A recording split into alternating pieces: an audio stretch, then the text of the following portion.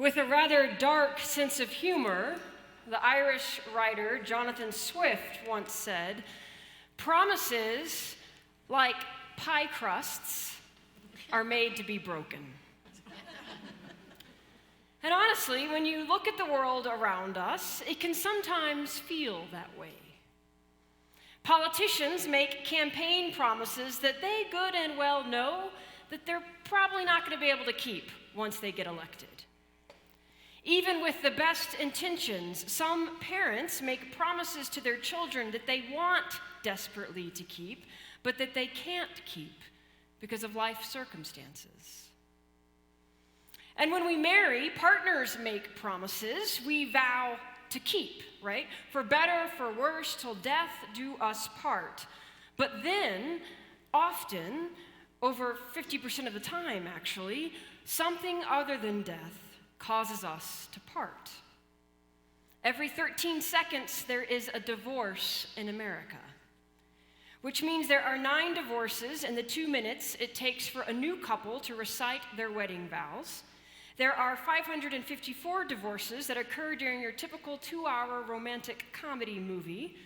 There are 1,385 divorces that happen during the average 5-hour wedding reception, and there are 19,353,568 divorces over the course of an average first-year marriage of 8 years that ends, of course, in divorce. Isn't it depressing that there is a website that calculates these sorts of statistics?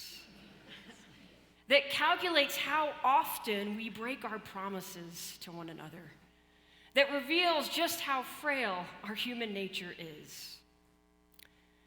Do you know what there's not a website for?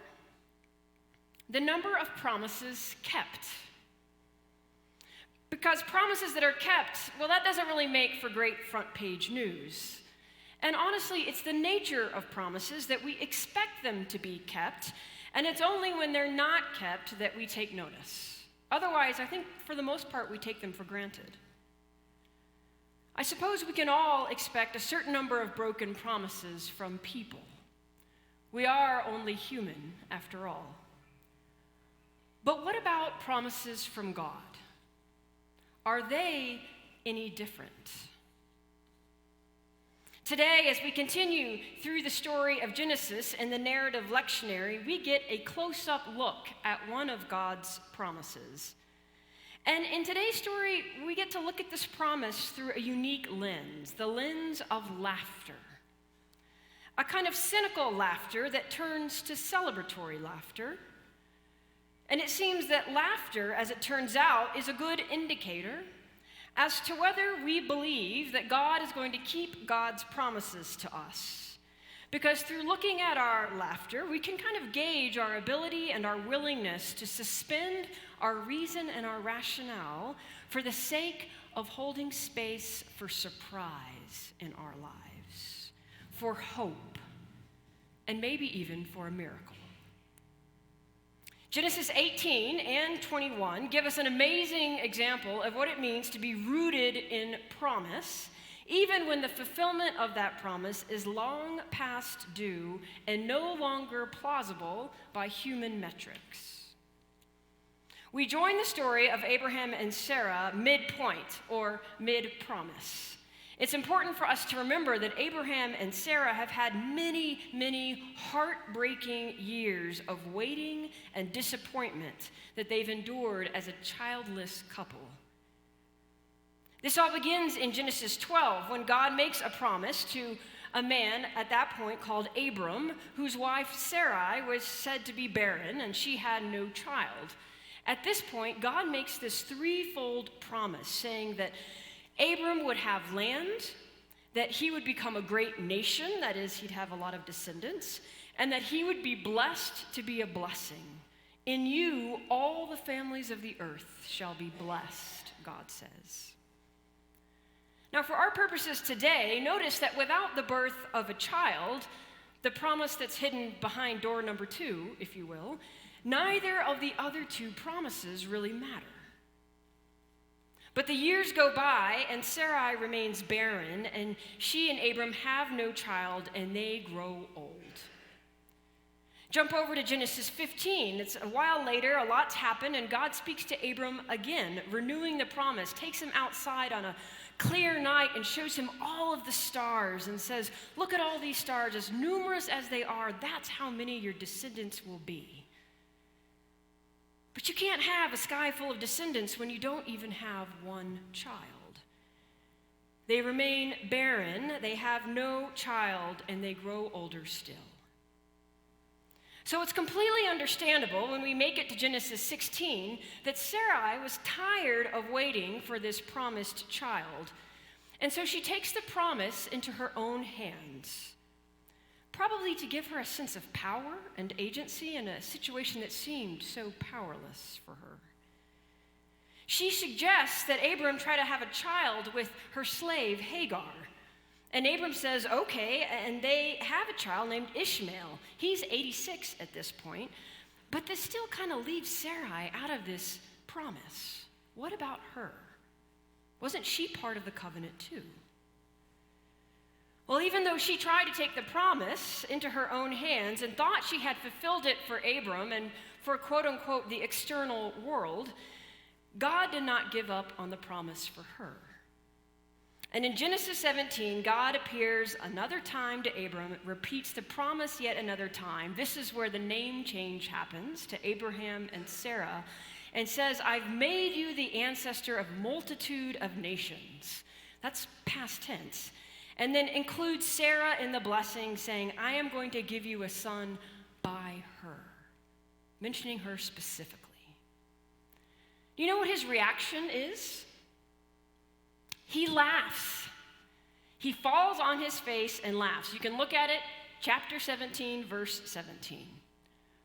And then he asks God actually to not keep this promise that his son by Hagar was enough for him. I imagine he wanted this whole saga to be over with. And he said, oh Lord, that Ishmael might live in your sight. All of that is the context that we have to know before we get to what we just read today. You see, this is not a new promise that's coming to Abraham. It's not a new promise that Sarah overhears as she's in the other room, which surely made it that much more harder to believe, right? What kind of promise is harder to believe than a promise that has been repeatedly not kept? And what kind of promise maker is harder to believe than one who has continually not kept a promise? Surely, at some point, anger and resentment must have set in. After almost half a century of hearing this promise again and again, and yet bearing no child, and not even that, but knowing that you've reached past the age of childbearing and still hearing that promise, can you imagine that it must have felt like a slap in the face or salt in the wound, like some kind of joke that's not funny at all? Who in their right mind would continue to believe that the promise God had supposedly made would ever come true? They'd be fools, right, to have that kind of faith. So when God, in these three messengers, comes yet again to repeat this same promise, I am going to return to you in due season, and your wife Sarah shall have a son, one can hardly blame Sarah for laughing. The Hebrew word there kind of tells us what kind of laughter this is, barkiba. And it means a laughter that's inside of herself, in her guts, from that abdominal region, which shows us two things. One, that this is not just a little snicker off to the side, but this is almost like a belly laugh at God, laughing, mocking God's promise almost. But it also reminds us, because it comes from the abdominal area, that this is not funny to her. That this is a painful laugh of one who has hoped for a child for an eternity and not been given that promise. With the pain of barrenness and the passing of year after year, what are these two to do? At what point does faith become fantasy? At what point do we really resign ourselves to the inevitability that maybe we need to stop having faith and kind of have a more pragmatic response to life? Sometimes I think we have to protect ourselves from the cruelty of pain or the cruelty of our life situations, and we do that by laughter, right? It's a way of deflecting. It's a defense mechanism. In this text, it reminds us of the doubt that Sarah perhaps had at actually God's promise ever being realized in her life.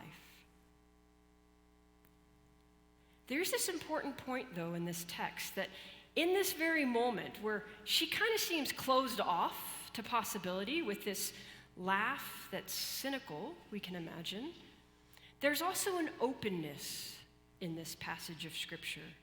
And it's the role of hospitality that we see here. Abraham and Sarah and their servant show extravagant hospitality to these three strangers. And in the biblical world, hospitality was the chief social virtue. It was far more of just being a matter of being polite. It was a sacred duty, a moral expectation. There were no hotels or inns back then, so when a traveler came through town, everyone's house was a potential Airbnb. And before there were 5-star ratings, there was 5-star service that was the norm.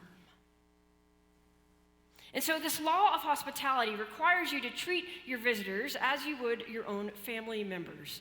Now, this is not to say that Genesis 18 is trying to tell us that because Abraham and Sarah show hospitality to the strangers, therefore God keeps God's promise.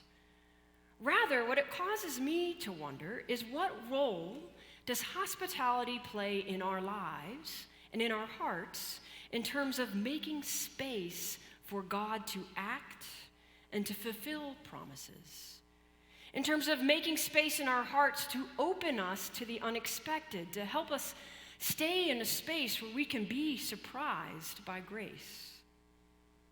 In other words, when we practice hospitality, when we show kindness to strangers or friends, or even when we create more space in our own hearts to love ourselves a bit more, then it seems like we are also creating space for God to move and to act in our lives in a way that we could easily miss if we're solely focused inward. Hospitality helps us turn our gaze outward and upward. And when we loosen our grip on life, we can become more generous with what we have. We can see perhaps in a new way how God is being generous in our lives. Maybe there's a promise in the mix that we've been missing out on because we've been closed down to others and therefore closed to God, limiting our vision, living the expected and the predictable instead of making ourselves vulnerable to the unexpected and the unpredictable. I don't know. It's just a thought. But this story of a promise fulfilled is definitely somehow connected to hospitality. There's a reason these two texts are together. And I think this metaphor of creating space in our homes and therefore in our hearts for God cannot be overlooked. God doesn't work on our timetable. God shows up unannounced, and we might miss the promise itself if we ignore the knock at the door and turn away the stranger in our midst. If we shut down our borders or limit our resources, or if we just hope and pray that somebody else will help. In Matthew, Jesus makes it quite clear, if you do it to the least of these, you do it to me. And if you don't do it to the least of these, you are not doing it to me. Hospitality to the stranger, the traveler, the refugee, the immigrant, that's not an option in our faith. Jesus makes that clear. And so we have this example of radical hospitality today that reminds us of the openness of heart we need to have when we look at God's kingdom. And yet, it ends with this kind of closed point of laughter with Sarah. And she denies having laughed, and then, of course, the messenger, God, says, "Oh, yes, you did laugh." Such a weird line, isn't it? What is that about? Abraham doesn't get chastised for his laughter. We're not really sure what this means, but it does highlight this exchange because laughter is mentioned 4 or 5 times in the course of just 3 verses. And in this scoffing that Sarah has, saying, "Shall I indeed bear a child now that I am old?" the messenger asks the most important question for us all. Is anything too wonderful for God? Sarah, made cynical by the passing years, exhausted by God's unkept promises, afraid to start to hope again, clearly thinks there might be plenty of things too wonderful for God. And yet, while she's laughing, we can imagine that God is continually smiling with compassion, knowing what is to come. Because the story's not over. When we get to Genesis 21, we see the fulfillment of all the promises made in Genesis 12 and 15 and 17 and 18. And Isaac is born, and his very name means laughter. And it makes sense because when God makes this promise to Abraham, Abraham laughs. God makes it to Sarah, Sarah laughs. So when the child is born and named Isaac, you could say that God has the last laugh, or the lasting laugh. Because this laughter is transformed from a cynical laughter to a celebratory laughter. And it invites us all in. Did you catch it when Sarah said, "God has brought laughter for me so that everyone who hears will laugh with me"? In other words, we are invited to be a part of her celebration. Sometimes I think that we can struggle to see how God is working in our own lives. We can get stuck in a circumstance, a promise that we feel like we deserve or that should be ours, and it's not coming to fruition, and we can't see how God is present. In those moments, I think sometimes the only thing that we can hold on to is how we see God at work in other people's lives. That we can step into a moment of celebration with Sarah and say, "You know what? My promise has not yet been fulfilled, but yours has, and I can celebrate with you, and I will." It's a reminder that God is indeed alive and at work in the world. I don't know about you, but for me, it's easy to have that first laughter response of Sarah's, right? Sometimes the truth I think we need to see, the truth that's being held up in this text, is that most of the time, faith is not a reasonable act. It doesn't make sense rationally. The promises of God are not just some conventional pieces of wisdom that we can accommodate into our lives, as they already are. Faith requires risk and even some suspension of disbelief at times. Faith disrupts. And to be rooted in promise may mean that we need to be uprooted by what we think is impossible. To be rooted in faith may mean we have to uproot messages that tell us we're not worthy or deserving. Abraham and Sarah laughed because they had reached a dead end in their lives and because they had adjusted to that life without the promise. They had accepted their hopelessness just the way, if we're honest, we too can accommodate ourselves to those barren places in our lives where the call to believe that a new thing is possible quite simply seems impossible. We can get so rooted in pain that we forget about God's promises. And this text calls us to remember that those promises are there, and they're not just for Sarah, but they're for all of us. This week, I invite you to pay attention to what you find yourself laughing at. Especially those moments of laughter that are kind of uncomfortable, where you're sort of laughing because you're maybe don't know what to think of what someone just said, or maybe you're laughing because someone just said something that offended you and you don't know the right way to respond. Maybe you're watching the news and you're kind of laughing, grimacing because you don't know what to make of it. Pay attention to those points of laughter, because I think they show us the places in our lives and in our hearts where we might have become closed off to God, where we might feel like there's no way God can work in the world or in this person or in this way. And maybe that place needs to be opened and expanded a bit wider. The good news of this text, friends, is that to be rooted in promise means that we never choose to give up on hope, even when hope is not a given. It means that in our darkest days, we can choose the laughter of celebration, even if it's just with someone else. And ultimately, we're reminded that we might be the answer and the promise that is to be fulfilled for somebody else. Look at this example of hospitality. What would the world look like if all of our hearts were open a bit wider? What would we believe is possible in the world if we had a spirit of hospitality that was that radical and welcoming? Is anything too wonderful for the Lord? I think that's a question that you and I can answer with our lives. What will your answer be?